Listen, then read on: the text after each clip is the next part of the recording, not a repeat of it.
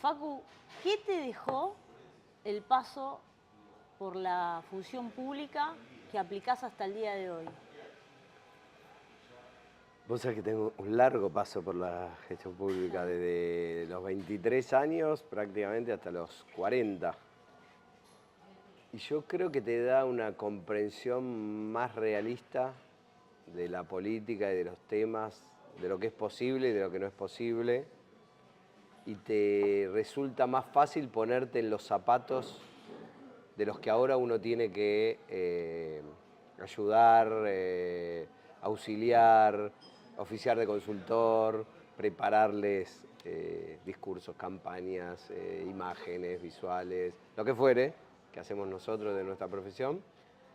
Creo que ese paso por la función pública te da una sensación de realidad mucho más ajustada que si uno solamente tiene una práctica en la academia y después en el sector privado, ¿no? Y sensibilidad, me imagino también. Sí, me parece que eso es lo que más me permite a mí, por lo menos lo que yo siento. Por ahí después me viene ahí de afuera y me dice, no, yo no tenés nada de eso. Pero yo siento que me da esa idea de, bueno, yo estuve a los dos lados del mostrador, ¿no? Entonces vos sabés lo que es el tipo que te viene con una idea genial, fantástica, y cuando después tenés que vos encajarla, decís, pero esto no encaja, no hay manera. Y la celeridad también, ¿no? Sí. La celeridad del proceso, la necesidad y la ansiedad también. La ansiedad, y que no siempre es lo que uno quiere, sino lo posible. Las restricciones. Claro. ¿No? Que vos operás en marcos restrictivos, que esas restricciones son de diverso tipo, Claro. Legales, políticas, emocionales, de tu espacio de poder, que a veces también es limitado y choca con el de otros. Entonces, bueno, eso también te da una sensación realista. Y después voy a hacer una cosa que es políticamente incorrecta. Cuando Adorni dice deslomándose, que debe haber cometido uno de los peores errores comunicacionales, seguramente de alguien que cree que la tiene atada en términos comunicacionales, pero hay algo que él dice que le intenta transmitir a la ciudadanía, que para la ciudadanía es imposible de entender, que es que los funcionarios públicos de muy alto nivel, los honestos y los deshonestos, no importa, Sí, no importa, por igual, trabajan muchísimo, mucho más que en el sector privado. Es horas y horas y horas y horas y horas y horas y horas y horas, sin fin de semana, sin... Lo cual es cierto, es claro, real. él se desloma de verdad. Lo que pasa es que eso no es justificativo para obvio. cometer los errores o los delitos que eventualmente él puede haber cometido. No lo digo justificándolo, No. pero él dice algo, que es cierto que un jefe de gabinete de ministros en la Argentina, de cualquier color y signo político, son tipos que no hacen... vida. No hay vida. No hay vida. O sea, no no, hay vida. existe No la existe- vida privada. Exactamente, no existe la vida privada, no existe el descanso, no existe el fin de semana, porque a vos te afecta todo. A ver, para que pensémoslo, no sé, el líder de una empresa de galletitas, importantísima, por ahí factura millones, bueno, el sábado y domingo come un asado en su casa. No digo que no se tenga que ocupar de temas, que por ahí aparece un imprevisto. Se toman pero vacaciones. El jefe de gabinete de ministros de un país, todo lo que dicen, todas las señales de noticias que están transmitiendo a 24 horas en Argentina lo afectan a él, a su gobierno, a su presidente. Entonces, hay ahí también una comprensión del rol que tiene esa persona y de la responsabilidad que tiene y del esfuerzo que está haciendo. Comprometés tu vida, en realidad. Total. Ni hablar si sos presidente. Y a tu comprometés familia, ¿no? y arruinás tu vida. Sí, bueno, ¿No? sí. Pues digo, ya es como una decisión casi como de la que toma alguien que se enclaustra, ¿no? Como una monja o un cura. Es terrible decir, eso, sí.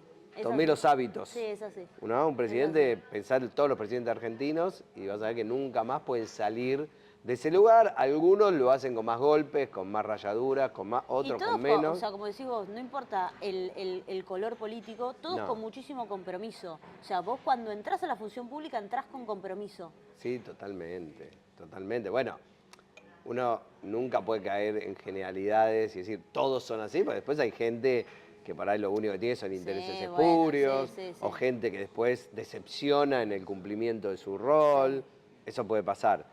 Pero yo creo que hay un compromiso y una ilusión de poder cambiar las cosas, de poder transformar. Yo creo que yo no creo, bueno, otra cosa políticamente incorrecta, que a veces depende de qué lado de grieta te encontrás, te lo dicen de uno o de otro. Si vos decís, yo creo que Macri tiene buenas intenciones en lo que él quiere hacer. Él quiere transformar el país en un sentido, y creo que Cristina también. Claro. Y creo que Milei también. A ver, no son intrínsecamente perversos No. que dicen, digo esto, pero sé que esto va a salir mal. Todos quieren su estatua de bronce, todos quieren su busto en el Salón de los Bustos de la Casa Rosada, todos quieren que les vaya bien. Algunos pueden tener ideas que desde otro campo se ven como equivocadas y algunos pueden hacer mal las cosas y otros mejor. Son cortes espaciotemporales muy subjetivos, ¿no? Por eso, pero todos entran con la idea de transformar. Así es, y muy afectado también, y acá volvemos a lo que yo te decía antes, muy afectado también por el tema de las restricciones. Porque un presidente no es un presidente y sus ideas, su equipaje de ideas con el que llega a Olivos el día que ganó la elección. Un presidente es, por supuesto, su historia, su trayectoria, sus ideas, pero es sobre todo su psiquis. Pongamos todo eso en el mismo paquete, es decir, lo que sos vos como personaje, pero después es vos como personaje en la época en que te toca. A ver, estoy pensando, Menem, si no hubieran sido los 90, ¿hubiera sido liberal? En los 80 no era liberal, Menem. No, es cierto. Milei no sé si hubiera sido, en el sentido que no sé si en una época que no fuera esta hubiera sido presidente. No, de hecho... Kirchner, sí. Kirchner era como terminó inscripto en la historia como un presidente de izquierda progresista, nacional popular de izquierda. No, en los 90 era tan así. A ver, por supuesto, tenía una historia, tenía una trayectoria, pero las circunstancias le permitieron desplegar a él unas posibilidades que no sé si él hubiera sido presidente en los 90 si hubiera podido desarrollar un gobierno de esas características. De hecho, cuando vos vas a la historia de América Latina, él no es una excepción. Es al mismo tiempo él, Chávez, Lula, Tabaré Vázquez en Uruguay, después vino Pepe Mujica. Es decir, se abrió una ventana de oportunidad para liderazgo de esas características. Y ahora que decís a Chávez, Chávez en ese momento, antes de que sea ese Chávez, era el Chávez puesto por Estados Unidos. Eso no me consta, esas son teorías que no me constan. Sí, era el Chávez para mí emergente de una Venezuela que era un país rico en la región y que solo contenía el 15-20% de su ciudadanía, el resto estaba excluido. Entonces, es lógico que en un país donde eso pase, bueno, ellos tuvieron antes, ¿no? Todo un proceso previo de crisis política, de las cuales la más conocida fue el Caracazo, pero Chávez es la emergencia de eso, siempre se ha dicho esto, no es la causa, Chávez es la consecuencia. Es la consecuencia. Después eso tuvo una deriva que terminó en un gobierno autoritario, y bueno, pasó lo que pasó.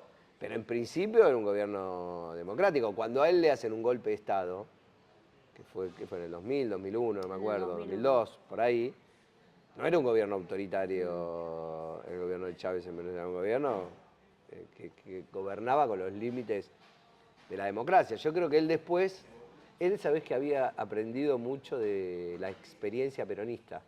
Él era un admirador de Perón. Yo tuve la posibilidad, te voy a contar una anécdota, de estar con él y otra persona en su oficina durante como 3 horas, 4 horas. Entonces él estaba muy interesado en la experiencia de por qué a Perón lo habían sacado del poder. Y él, la hipótesis que tenía, que muchos la sostienen también acá en Argentina, es que no le hizo caso a Evita, que Evita decía que había que crear unas fuerzas armadas peronistas, ¿no? Y él lo primero que hizo, creó unas fuerzas armadas chavistas. O sea, lo tenía como hoja de ruta. Lo tenía como hoja de ruta después de él era militar, había estudiado mucho los procesos latinoamericanos, y él tenía claro que si él quería sobrevivir tenía que tener a las Fuerzas Armadas de su lado. Que si los que tienen el monopolio de la fuerza en tu país no te acompañan, es imposible sostener un gobierno con las tensiones políticas y sociales de un gobierno como el de él, ¿no? Y ni hablar después como el de Maduro. Con todo este bagaje, teniendo en cuenta todo este bagaje y ahora que entraste en la TAM, hoy como consultor, como politólogo, como encuestador, después de tantos años con tu know-how, ¿qué es lo que cambió? Primero, ¿qué es lo que cambió a la hora de tu hacer y te dejo otra segunda pregunta que después si quieres la retomamos. ¿Podemos seguir hablando de democracia o no? ¿O es otro el sistema? ¿O estamos en un proceso de extinción de la democracia y a partir de eso, como vos decís, es el hombre y sus circunstancias? A ver, primero, ¿qué es lo que cambió? Todo. O mucho. A ver, para que te des idea, no sé. Yo en los 90, a fines de los 90, me tocó trabajar, dar una mano en Frepaso con Chacho Álvarez y demás. Que quizás fue uno de los primeros políticos mediáticos, ¿no? Un fenómeno mediático. Se decía, el primero que irrumpe y quiebra el bipartidismo peronista radical, ¿no? Allá por el 94, la constituyente, le gana el radicalismo acá en la ciudad de Buenos Aires, Graciela Fernández Meijido y demás. Ese fenómeno, ¿cómo se construía? Se leía los diarios a la mañana, 5 o 6 diarios, se escuchaba en la radio que solamente hablaban de lo que decían los diarios, los productores de radio y los conductores de radio tenían puestos los diarios arriba de la mesa. Y hacíamos nota con casetito. Y el día terminaba ahí. Después ellos hacían algún anuncio en un móvil, en la puerta si había una ley del Congreso, y después algún noticiero, y a eso se circunscribía la dinámica de la información. Hoy, todo eso existe, están los diarios, están los noticieros, están las radios, pero tenés además 20.000 canales alternativos a esos que a veces son más potentes y tienen más repercusión que ese, como, bueno, por ejemplo, desde para ir de menor a mayor en términos de tamaño, desde, no sé, una cantidad increíble de señales de noticias que transmiten 24 horas, que van desde TN hasta Crónica, pasando por A24. Tenés canales de streaming, como Infobae TV, o que es lo mismo hoy que mirar la tele, pero que te conectás online desde tu teléfono, desde un iPad, desde una computadora, hasta la propia información, que quizás es la más dominante hoy, en el escroleo de redes sociales como TikTok, Instagram o el escroleo en Twitter, ¿no?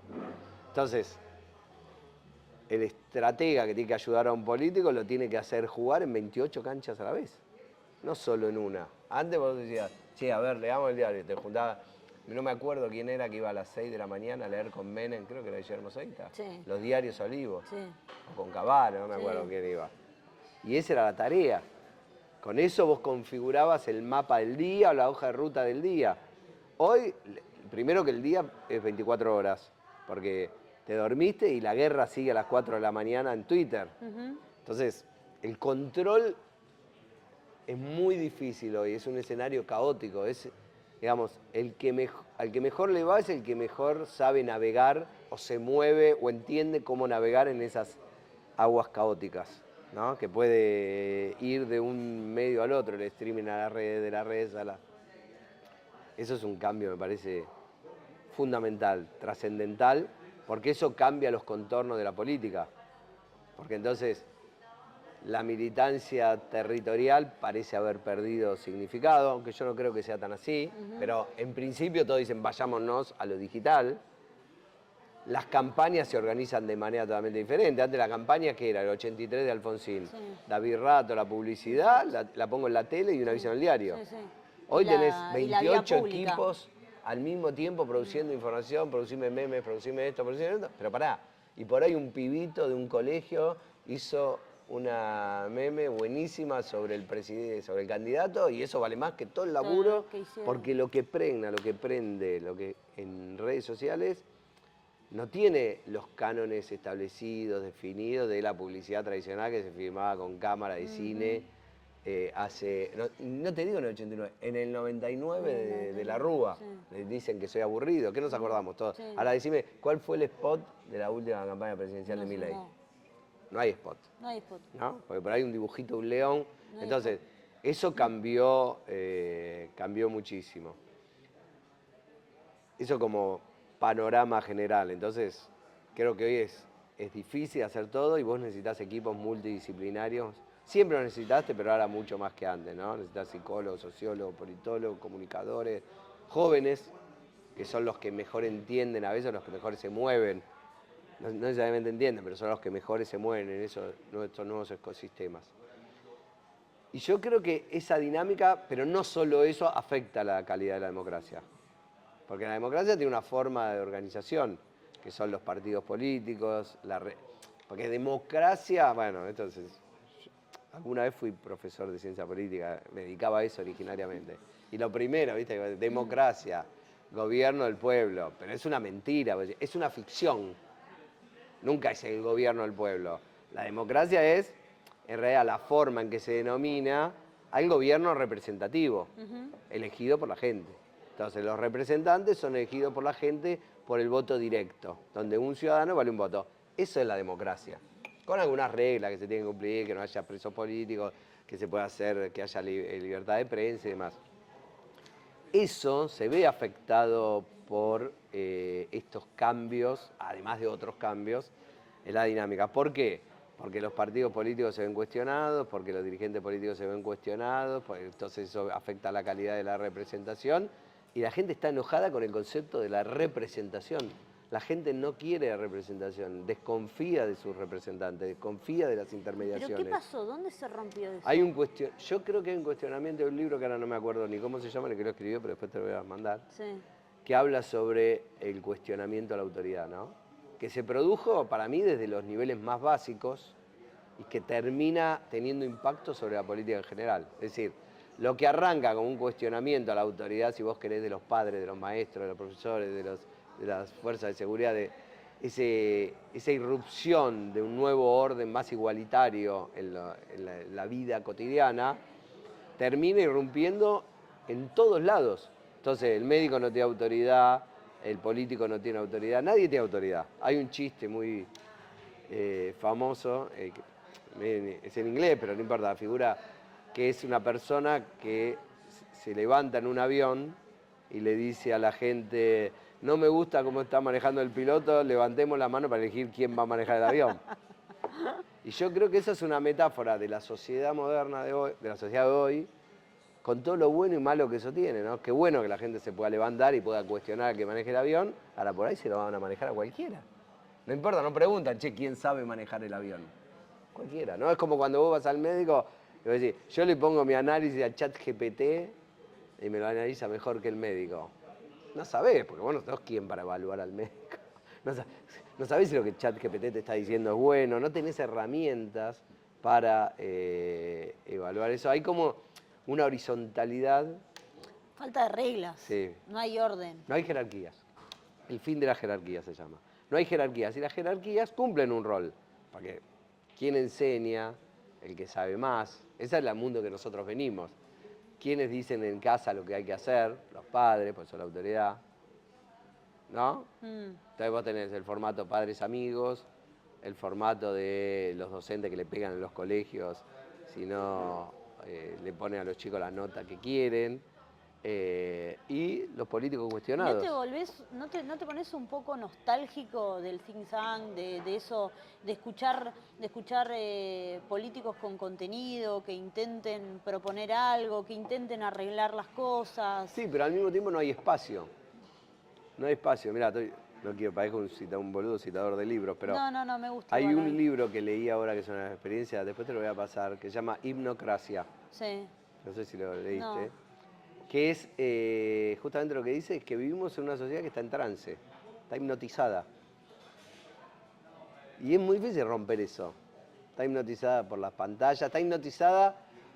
El mainstream de la sociedad es la dinámica del algoritmo y eso se retroalimenta y es una máquina que no puede parar. ¿En algún momento la cabeza Entonces, no explota? No sé. No hay lugar para escuchar esos tipos que vos estás nostálgica. Sí, muy nostálgica. Sí, está bien, hay nostalgia. Agarrá a un político y decir, hace eso, lo vas a hundir. Sí, claramente. ¿No? Sí, no Lo lo vas a hago hundir. Vos le decís, porque no lo... ¿cómo me gustaría que vos digas cuál es tu Sí, plan para la sí, Argentina bueno, para claro, los próximos 100 años? No, ya sé, eso lo tengo claro. Ahora, sí puede haber maneras de pararte frente a esa marea o ese estado de trance y encontrar ciertas intersticios o ciertos intersticios que te permitan meterte y plantear cosas diferentes, distintas a lo que es el mainstream hoy, ¿no? Eso sí hay, por ejemplo, Mad Money, Sí. en su campaña, ¿qué Sí. hacían? Recorrían las casas, iban Sí, casa por casa, sí. ya eso es algo, así en redes, todo, él lo ves, es un actor de... Sí. Y después se iba con el grupo de voluntarios que tenían, se iban a tomar cerveza cuando terminaban. ¿Por qué? Porque ellos habían detectado que esa gente era gente que había quedado muy rota después de la pandemia, que los lazos habían quedado quebrados. Y no solo necesitaban, está bien, como una exigencia en términos políticos, ir a la puerta de la casa de la gente a conectar, sino también necesitaba que ese grupo se conecte Sí, sí, sí. de otra manera y construir una comunicación distinta, diferente. Pero no es que el tipo dice, tiremos todos nuestros teléfonos y volvamos No, no, no, busca el equilibrio. nostálgicamente. No, busca fisuras, rupturas, momentos donde es casi, vamos a ver, como si uno estuviese en una Matrix, ¿no? Vos estás en una Matrix, es difícil romper la Matrix, pero toda Matrix tiene fisuras donde vos te podés meter e ir en contra del pensamiento y la lógica dominante si es que estás en contra. Si vos decís, yo soy en este esquema, me muevo como pez en el agua, si sos Peter Thiel, bueno, no vas a ir en contra de esto, No, claramente. Ahora, si vos sos un dirigente político de izquierda, o progresista, o nacional y popular, que buscás la igualdad y que tratás de que haya un Estado fuerte para que produzca algún tipo de redistribución de Igual es una de contradicción recursos. fuerte porque no hay nada más, horizontal que esto, ¿no? Sí, es horizontal, pero al mismo tiempo que la sociedad es cada vez más Sí, desigual. sí, sí. Es horizontal en el sentido de que todos tenemos uno, pero no es horizontal, es horizontal la forma en que lo consumimos, pero no es horizontal la forma en que tenemos ganancias. No, no, eso A ver, seguro. vamos de nuevo a las campañas, para que vos tengas una idea. Antes, ¿quién se llevaba la plata a las campañas?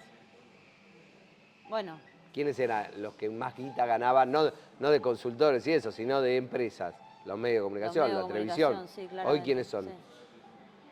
Las Meta, redes, sí, Meta las y redes. Google, Sí, exacto. ¿no? Sí.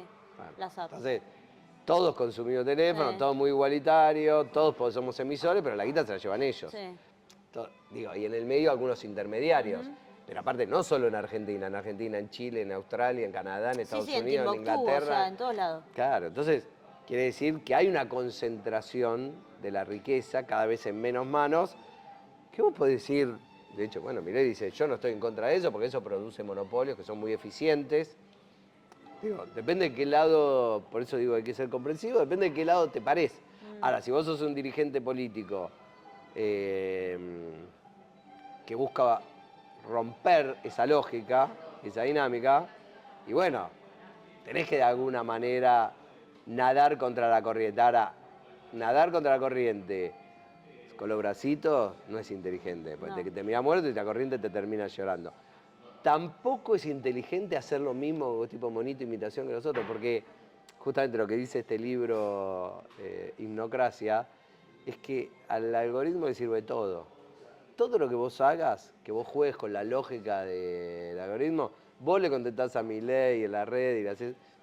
Todo eso retroalimenta las lógicas dominantes y no rompen con la dinámica que se establece de acá, de esa hipnosis, ese estado de trance en que están hoy las personas. La manera de romperlo es otra, es diferente, es quizás plantearse situaciones que hoy no son posibles, porque antes ¿Cómo cuál? antes la política se planteaba utopías, ¿no?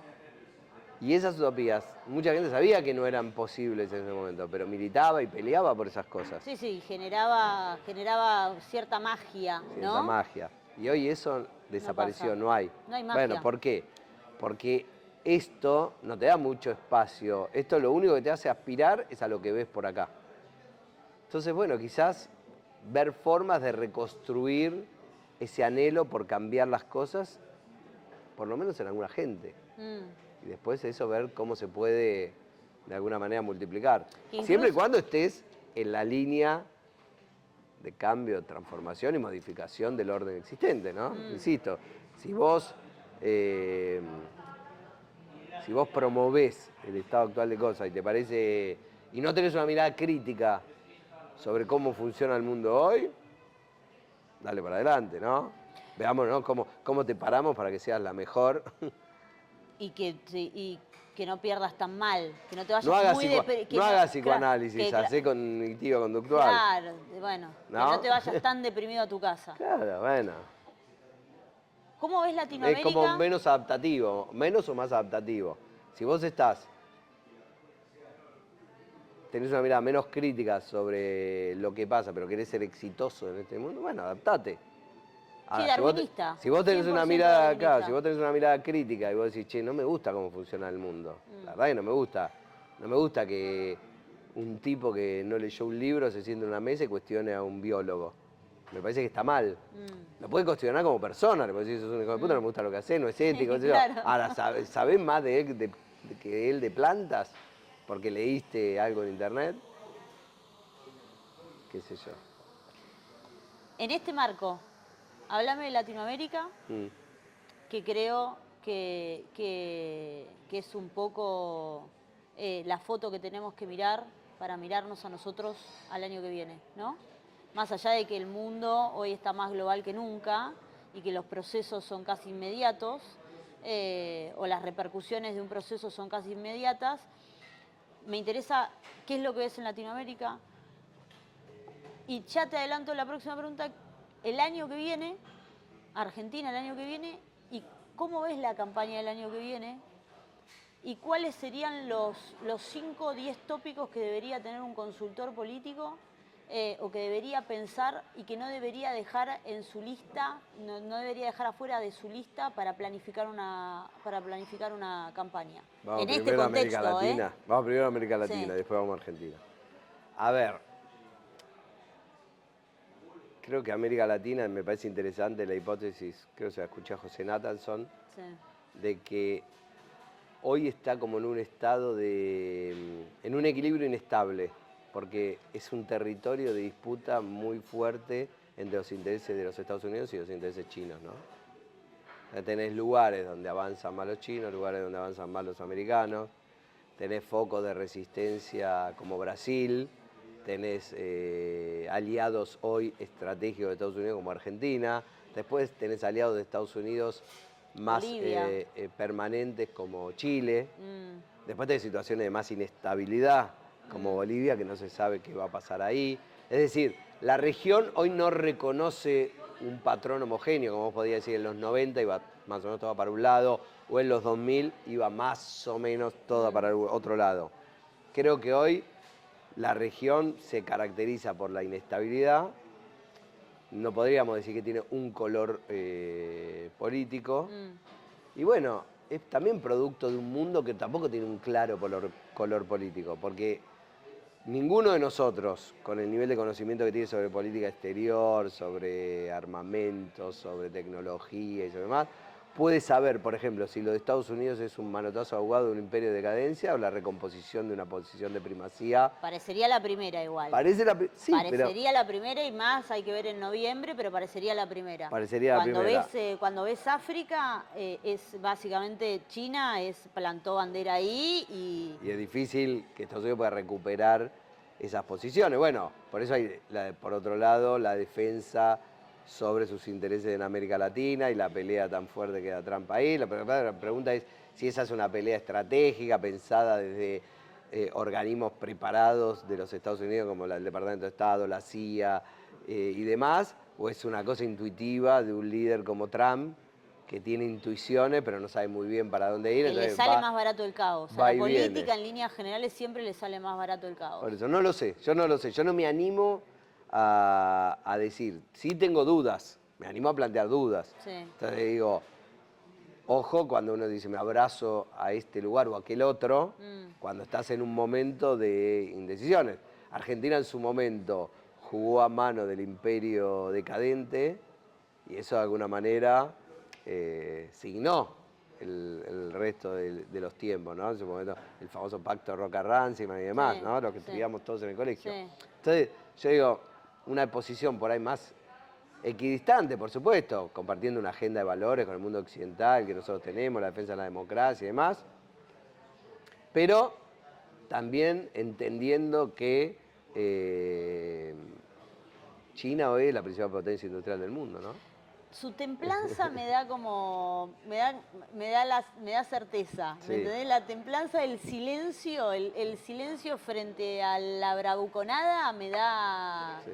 parecería una certeza. Ese cambio al mismo tiempo, vos sabés, está obedeciendo también un cambio en el orden económico a nivel global, ¿no? Sí, estas grandes compañías tecnológicas Eso me da miedo. que absorben todo y se quedan con todo y se quedan con toda la ganancia. Yo te lo mostraba en el ejemplo de las campañas políticas, pero lo podés llevar a cualquier lugar. No sé, yo miro mi Twitter, que es una red social o X, y Elon Musk me tuitea cada 2 cosas, me aparece un tuit de él. Yo no pedí, no lo sigo, no lo quiero ver, nada.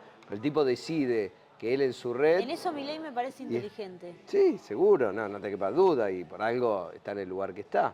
Entonces, quiero decir, veo ahí un cambio y creo que eso afecta a la dinámica de la política latinoamericana.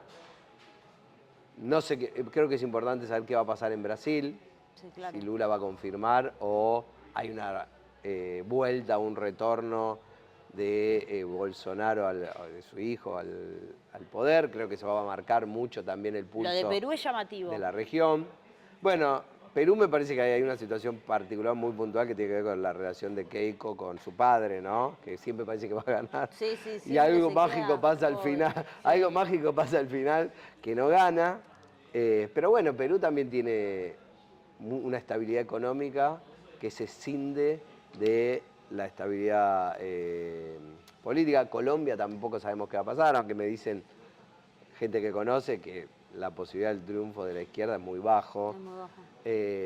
Pero digo, lo que no vamos a tener es un color claro en la región, porque si gana Lula, ya teniendo a Brasil inclinado hacia la izquierda, ya eso te da un peso a la región que es muy difícil equilibrarlo. Después tenés México con Sheinbaum, que también, digamos, está... Es decir, la región creo que va a seguir navegando en los mundos indecisos, en los mares indecisos en los que está hoy el mundo inserto. Y en el caso de Argentina yo creo que también hay algo parecido. ¿En qué sentido lo digo? Lo digo en el sentido que obviamente Milei produjo una ruptura muy significativa en el orden político tradicional, una ruptura que ya venía mostrando cambio porque, por supuesto, muy por ahí más al estilo antiguo, pero Macri también era una ruptura respecto al orden anterior, es decir, había significado la caída del radicalismo como principal contrapeso del orden bipartidista en relación al peronismo. Ya el radicalismo, dentro de la coalición Juntos por el Cambio, es un partido que no es el que lidera ese partido, es un liderazgo de Macri, que es un líder que está más a la derecha de cualquier líder radical.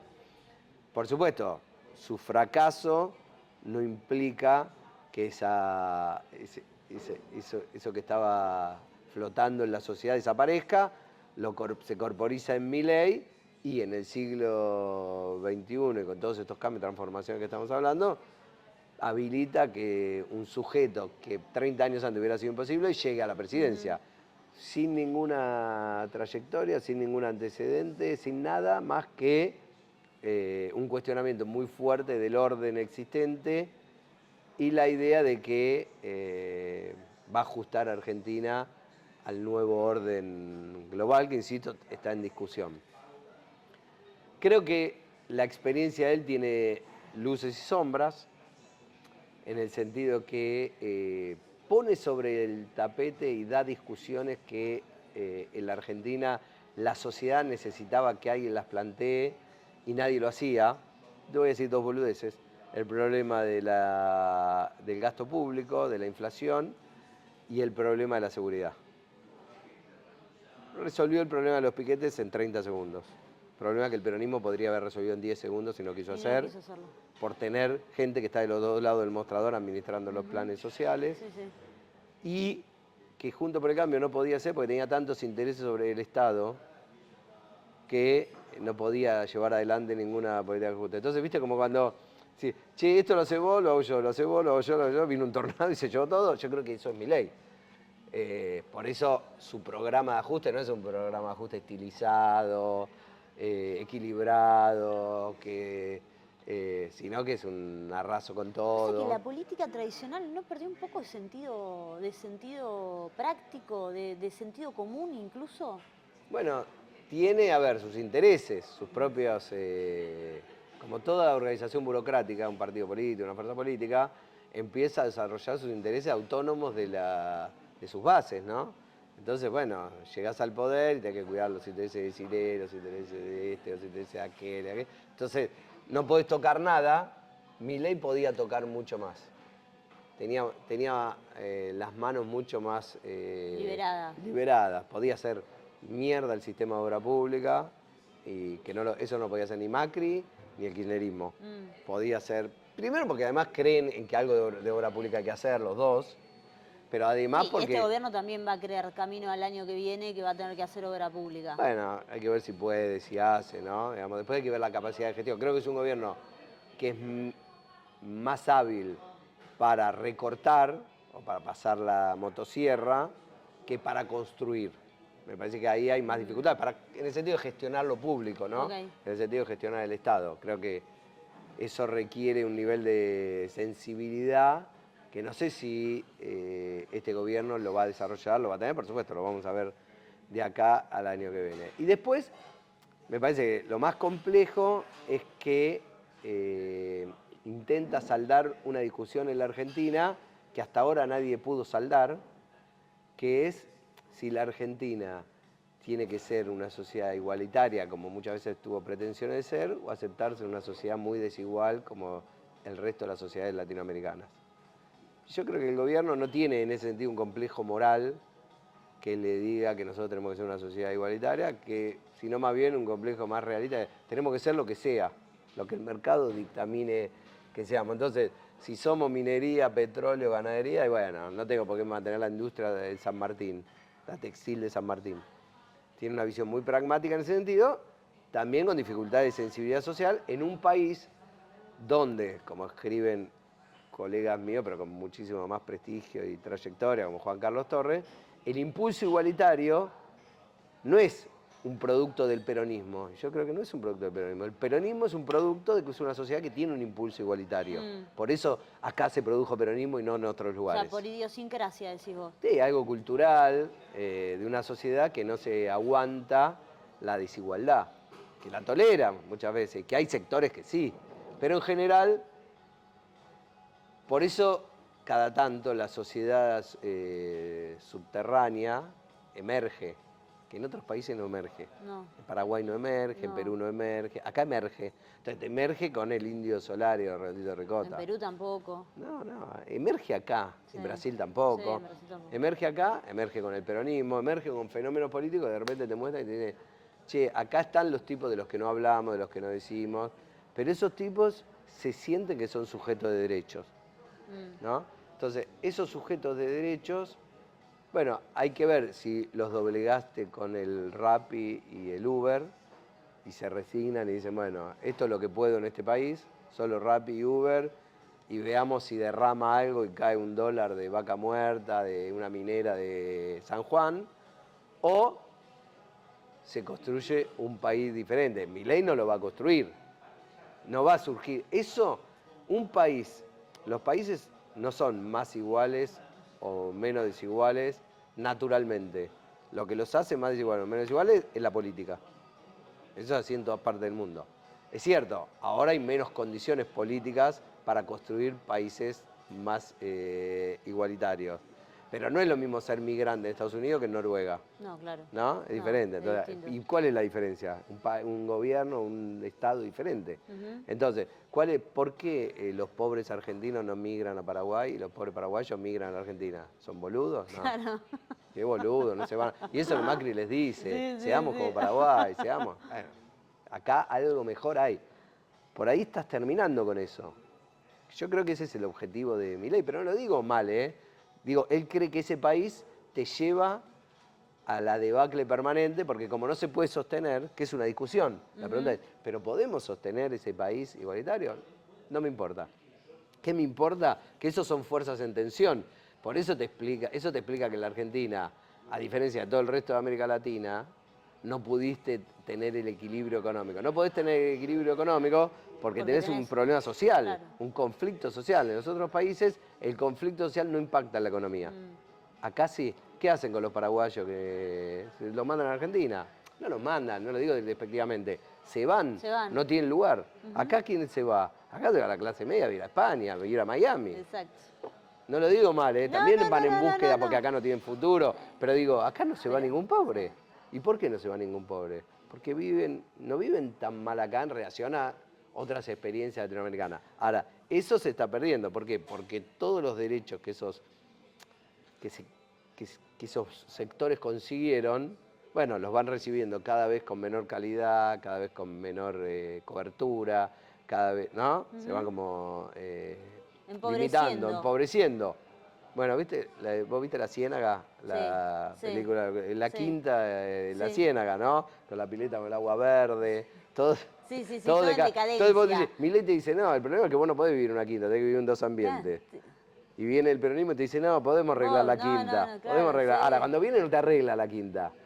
Y Milei te lleva a, por ahí, no un dos ambientes, a los nuevos, esto que... sí, a lo de 45, a lo de 15 metros cuadrados. 15 metros. Entonces decís, che, pero en 15 metros cuadrados entramos, todos los cuatro con la perra, todo.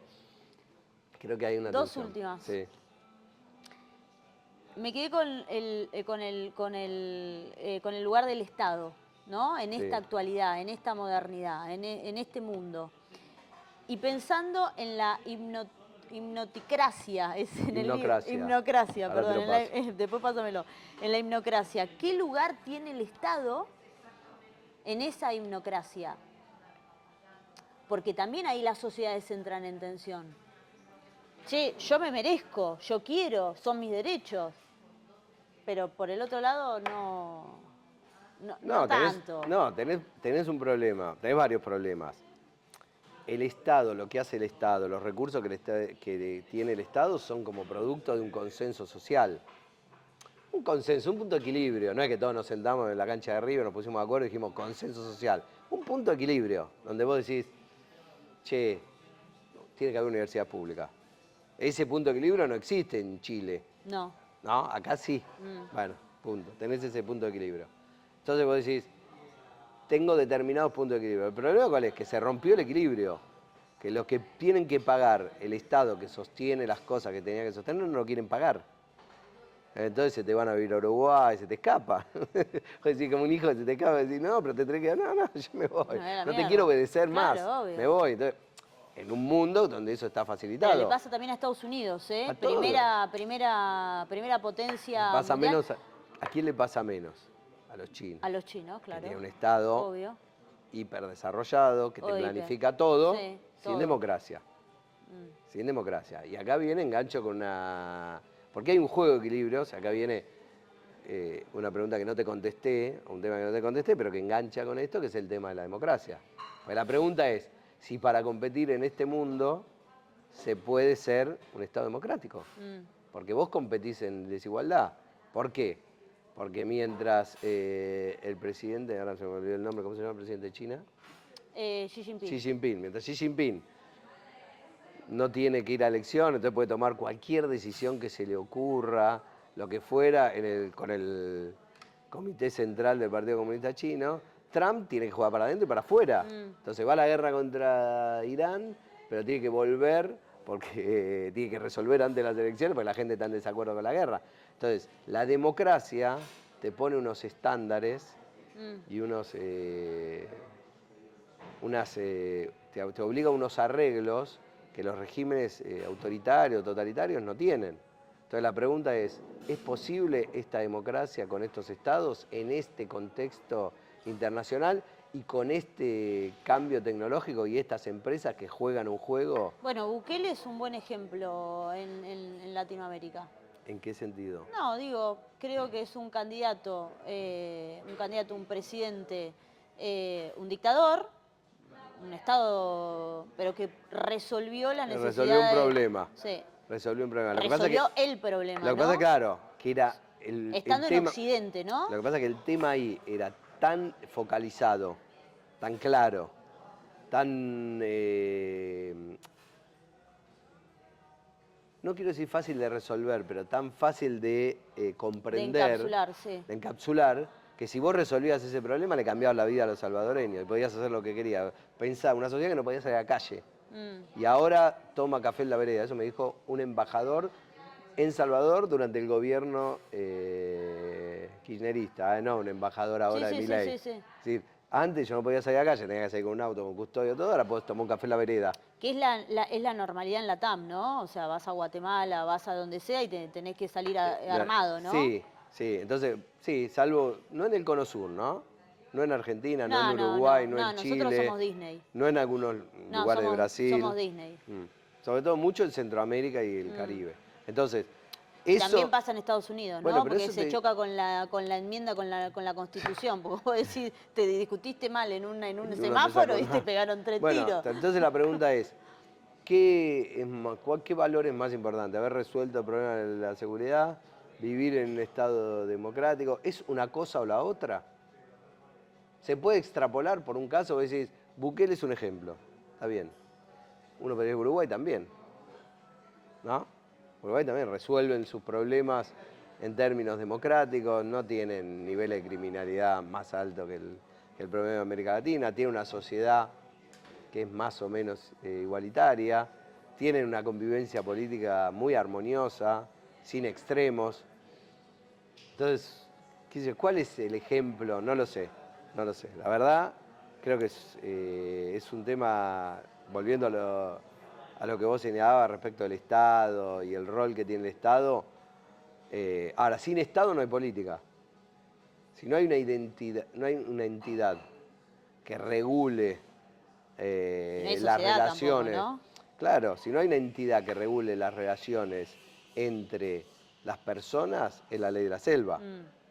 ¿No? Entonces gana siempre el más fuerte. Claro, por ahí a los que son más fuertes les conviene que haya menos Estado. La pregunta es, ¿a los que son más débiles?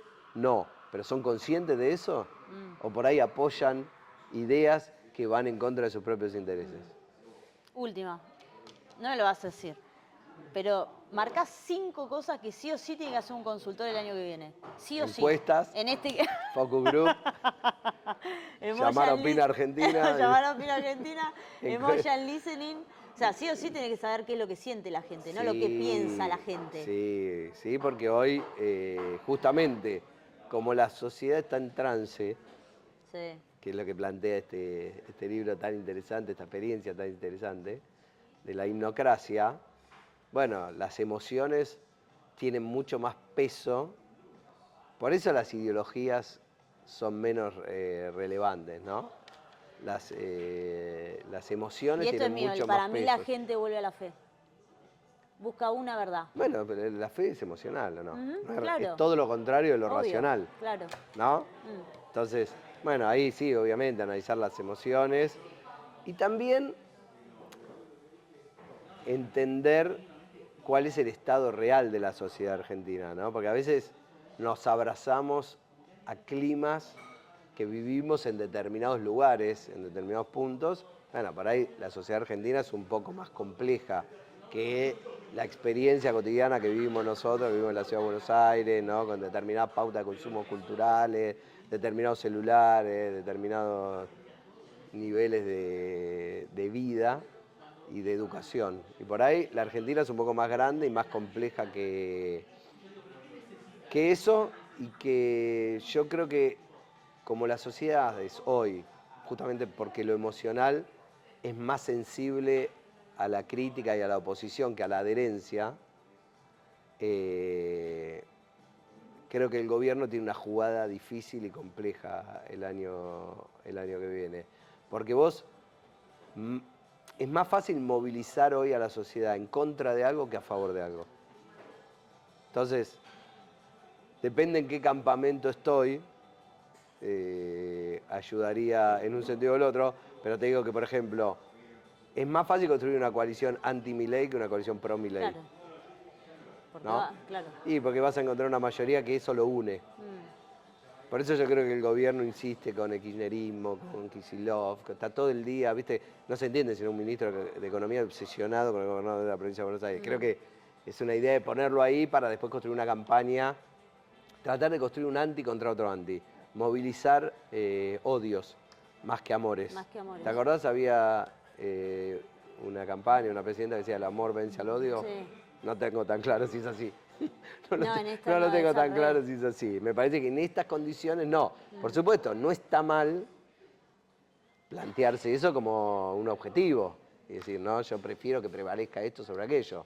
Ahora, es mucho más difícil movilizar el amor que el odio. Sí, en una sociedad frustrada. Sí. ¿Te dije las 5 cosas? No, te lo vado, te doy No, vuelta. me diste Soy vuelta, vueltero pero yo. no, lo que hay que hacer es Yo soy llamar. Hay que vueltero, llamarte. sí. Lo único que sé Yo que, soy lo único que me vueltero. quedó es que hay que llamarte. Yo soy vueltero, O sea, para Me cuesta casi dar llegar 5. al éxito hay que llamarte. No, después jóvenes, ¿no? Jóvenes. Hay, Sí. hay que laburar con jóvenes porque los jóvenes... Son me los que pare- te dan la conversación de fondo, esa que no Sí. llegamos a ver nosotros los... No, ¿sabes qué son? los Son nativos. old, los son, old. son nativos. Los jóvenes son nativos de esta época. Entonces entienden, ¿no? En cualquier nivel social entienden cómo funciona. Yo le digo a mis hijas, armame una historia de Instagram con esto que te doy. Claro. Sí, Armen sí. ella. Y Ella es sabe. la mejor, En un el mejor minuto. reel del Yo mundo. estoy así. Ajá, ella- Pasame los lentes. En un minuto me lo arman. En menos de un minuto. Vos sabés que cuando te escuchaba decir esto, y con esto cerramos, capaz con una anécdota tuya mejor que esta, estaba haciendo campaña en el 2013, era muy chica yo, mucho más que ahora, Todos éramos más chicos en el 2003. en el interior, porque nunca me tocó capital. En el interior, interior, Interior en el profundo. interior, lo profundo de Chubut, con un candidato bastante pedorro, que nos fue bastante mal. Eso puede pasar. Y habíamos ido a una localidad de Chubut que se llamaba Gastre, que es vendría a ser la Mesopotamia chubutense. Un frío, pero... Y teníamos reunión con jóvenes. Y entre casa y casa había más o menos entre 1 kilómetro y 1,5 kilómetros. Y las casas estaban pintadas de verde, verde clarito, pero se veía el verde. Porque en el medio lo que predominaba era la gama de los marrones. Cuando tenemos la charla con esos jóvenes y el candidato, ¿qué le pedían los jóvenes a ese candidato? Que pinte las casas de otro color. No, pan de pasto. Porque ellos necesitaban ver color. Porque era una de las ciudades con unos índices de suicidio Claro. adolescente enormes. Esa es la Argentina también. Sí, obvio. Sí, sí, sí. Eso está claro. La campaña del año que viene va a ser en ese contexto, ¿no? En un contexto esa es la Argentina, la diversidad de territorio, la diversidad incluso hasta climática, ¿no? Sí. No, lo que pasa es que vos tenés que construir Ya te como... están llamando, ¿no? Estabas contestando Que vos- mensajes porque ya te están pidiendo servicio. Que vos... ¿Va en vivo? ¿Va en vivo? No, que vos tenés que construir como significante vacío que permita que el tipo sienta que le va a venir el pan de pasto, como hizo Milei, que dijo, si vos con la libertad podés conseguir todo. ¿No? Fue la libertad. La libertad se convirtió en el Gran paraguas. gran paraguas, me parece. Cualquiera puede sentirse. No sé, por eso digo, ¿cómo construís un frente democrático anti-Milei? Tenés que encontrar qué es lo que une a ese universo, que para mí es mucho. Yo veo que es el 60, 55, 60% de la sociedad. Un montón. Tiene un nivel de rechazo muy alto. Pero bueno, no es fácil construir una coalición que unifique eso. También No, él puede no. ganar 41 a 2020. Y no es fácil construir el referente. Ah, por eso, digo todo. La La claro. coalición y después quién la lidera. Claro. Todo el paquete. Bueno, gracias. ¿La pasaste bien? Por favor. Ya muy te están bien. llamando. No. Hola.